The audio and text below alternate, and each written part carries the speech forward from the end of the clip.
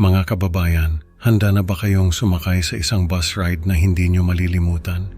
Sa gitna ng Cubao may isang misteryosong bus na naghihintay kay Isabela at sa bawat kanto ng kanyang paglalakbay, may mga aninong sumusunod at mga bulong mula sa nakaraan na bumubulong.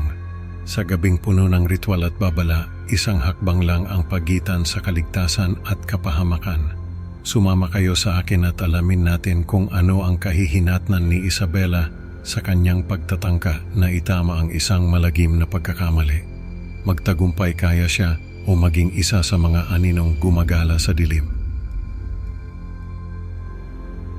Sa isang sulok ng kanyang kwarto, kung saan ang kadiliman ay tanging binabasag lamang ng malamlam na liwanag mula sa lumang laptop, marahang pumindot si Isabela ng mga letra, bumubuo ng mga salitang naglalaman ng kanyang pagsisisi.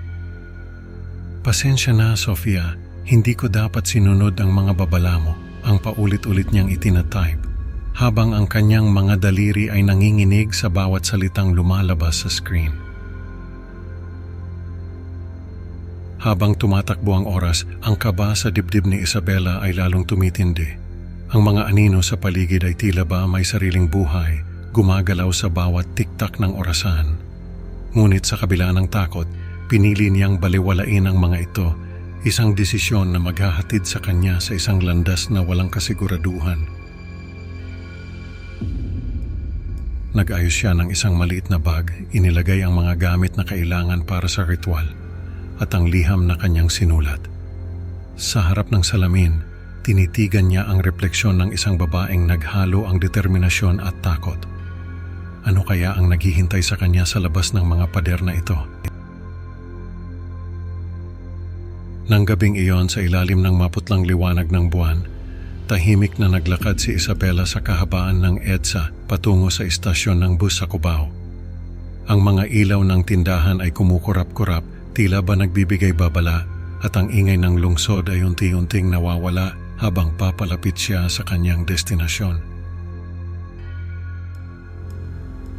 Sa istasyon, isang matandang lalaki ang agad na pumukaw sa kanyang pansin. Si Mang Renato. Nakasuot siya ng lumang barong at may kakaibang ikinikilos. Ang kanyang mga mata ay tila walang nakikita at ang kanyang mga kamay ay hindi mapakali. Tumabi si Isabela, umiiwas sa matanda na alala ang babala mula sa kwento. Ang kanyang puso ay kumakabog sa bawat segundo na lumilipas, naghihintay sa misteryosong bus na magdadala sa kanya sa hindi pa natutukoy na kapalaran. Anong hiwaga kaya ang dala ng gabi at anong lihim ang tinatago ng misteryosong bus na ito? Isabela sa kanyang paghihintay ay hindi na malayan na ang susunod na mga pangyayari ay magbabago ng kanyang buhay magpakailanman. Pagkatapos ng ilang oras ng paghihintay, sumakay si Isabela sa bus na may mga bintanang hindi maaninag ang loob. Ang driver ay isang lalaking nakasuot ng sombrerong lumang-luma at hindi umiimik.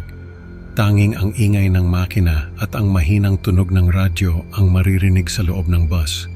Umupo si Isabela sa isang upuang tila hinila siya patungo rito, hindi dahil sa gusto niya, kundi dahil ito ang itinakda ng kwento. Sa loob ng bus, napansin ni Isabela ang mga pasahero na tila mga anino lamang.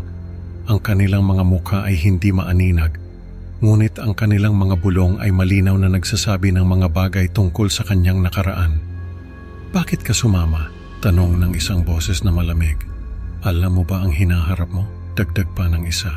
Nagsimula siyang manginig, hindi lang dahil sa takot kundi pati na rin sa lamig na bumabalot sa kanyang katawan. Bumaba si Isabela sa isang lumang diner sa Antipolo, kung saan siya sinalubong ng isang waitress na may maputlang balat at mga matang walang buhay. "Anong sayo?" tanong ng waitress na tila walang emosyon. Ang diner ay puno ng mga lumang palamuti at larawan na tila ba nagmamasid sa kanya, nagtatanong, naghihintay ng kanyang susunod na hakbang. Dito niya nakilala si Mang Gregorio, isang matandang manghuhula na tila ba hinihintay siya. "Naghahanap ka ng sagot, di ba?" Sambit ni Mang Gregorio habang tinititigan siya mula ulo hanggang paa. Binigyan siya nito ng mga tagubilin para sa ritual at isang babalang hindi niya dapat baliwalain. Sundin mo ng maayos, Isabela, huwag kang lilihis. Paalala nito sa kanya na may diin sa bawat salita. May kaba sa dibdib, nagpatuloy si Isabela sa kanyang paglalakbay. Hindi alam na ang susunod na hakbang ay magdadala sa kanya sa isang sitwasyong hindi niya inaasahan. Sumakay si Isabela ng isang lumang taxi na may mabagal at pauga-ugang takbo patungo sa Quiapo.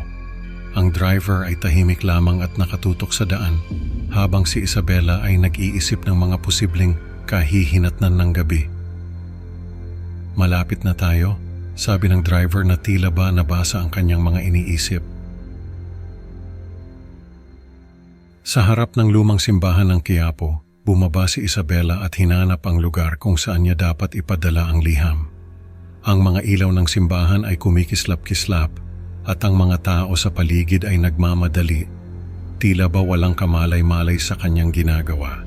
Dito na, sabi niya sa sarili habang hawak ang liham na puno ng pagsisisi.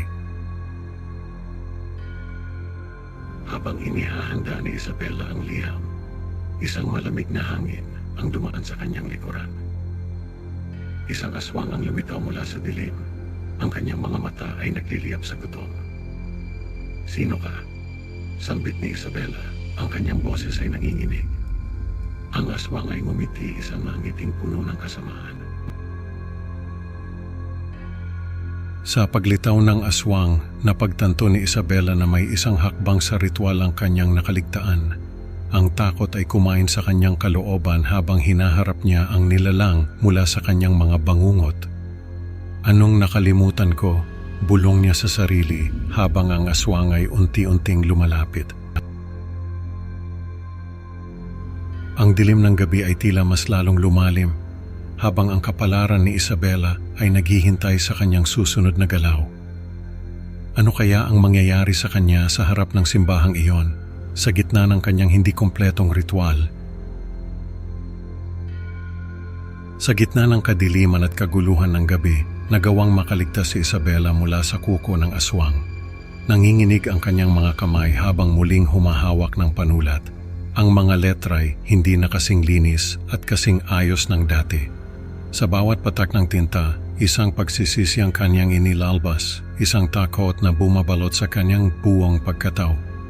Ang liham na kanyang sinulat para kay Sofia ay puno ng babal at paalam, na parabang ito na ang huling bisis na maririnig ng mundo ang kanyang tinig. Mahal kong Sofia, ang simula ng liham, sana'y patawarin mo ako sa aking mga nagawa. Hindi ko inakala na ang pag-usisa ko sa mga bagay na hindi natin lubos na nauunawaan ay magdadala sa akin sa ganitong kapahamakan. Ang bawat salitang isinulat ni Isabela ay tila nagmumula sa kaibuturan ng kanyang kaluluwa. Isang huling tangka na mag-iwan ng marka sa mundong kanyang iiwan. Sa pagtatapos ng liham, iniwan ni Isabela ang papel sa isang lugar na tila ba walang makakatuklas, isang lihim na kanyang daladala. Ang kanyang kapalaran ay nabalot ng misteryo at ang mga huling salita na kanyang iniwan ay nagbigay ng babala sa sino mang makakabasa. Sofia, mag-ingat ka. Huwag mong ulitin ang aking pagkakamali. Ang mga salitang iyon ay nag-iiwan ng isang malaking katanungan sa isip ng bawat mambabasa. Ano nga ba ang nangyari kay Isabela matapos niyang harapin ang mga nilalang na nagtatago sa dilim? Ang kwento ay nagtapos sa isang nakakakilabot na cliffhanger na tila ba may mga mata sa bawat sulok na nagmamasid, naghihintay sa susunod na maglalakas loob na sundan ang yapak ni Isabela. Ano kaya ang naghihintay sa kanila sa dilim? Minsan, ang pag-usisa sa hindi natin nauunawaan ay nagdadala ng kapahamakan, tulad ng naranasan ni Isabela. Salamat sa pakikinig mga ka-creepy. Huwag kalimutang mag-like at mag-subscribe sa Creepy Pinoy Stories para sa mas marami pang nakakakilabot na kwento. Kita-kits sa susunod na upload. Mag-ingat ka, baka ikaw na ang susunod na bida sa kwento ko. Paalam sa ngayon.